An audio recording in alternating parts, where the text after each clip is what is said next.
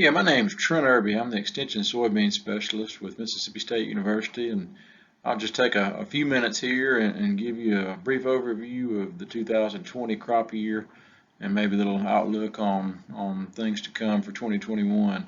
I feel like this will be very similar to what you'll hear from both Arkansas and Louisiana.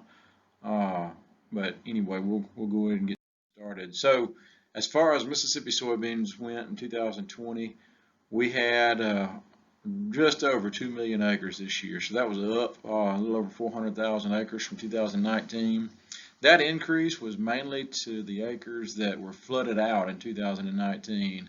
Those of you that heard me speak last year may remember we talked about the South Delta flood that we had and all the acres that were left unplanted as a result of that flood. So in 2020, a lot of that land was able to go back into production, and so we saw again, just north of 2 million acres, which is about where our norm would be if you look at the last 8 or 10 years. So as far as yield, though, the most recent estimates that we've seen have Mississippi predicted to average 54 bushels as a state. This is up 4 bushels per acre from the 2019 yield and is right at our previous state yield record. As far as the yield and what it looked like through the year, we had some pretty favorable conditions. I'd say minimum issues, especially minimum abnormal issues. The things that we did battle were some red-banded stink bug issues in places, had quite a few sprays depending on where you're standing.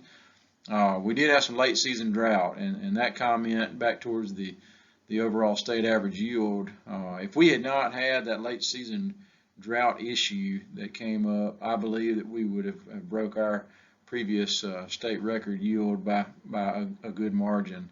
That late season drought really took its toll on quite a few dryland acres. It just happened to hit right when a lot of the optimum planted dryland acres were getting to pod fill stages. Of course, we had a lot of irrigation going on at that time, so our irrigated acres were able to withstand that late season drought issue. Then hurricanes, of course, we weren't alone in the hurricane challenges.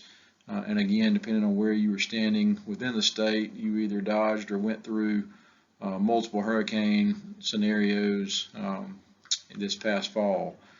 As far as issues from the hurricanes, though, I think we were very blessed from a soybean standpoint. We had some wet conditions and things dried out.